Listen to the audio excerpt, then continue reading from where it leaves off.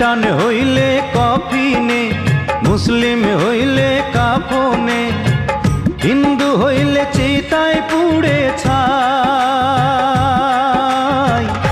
ও মানব বৈরব করার নাই রে কিছু নাই, ও মানব বৈরব করার নাই রে কিছু নাই।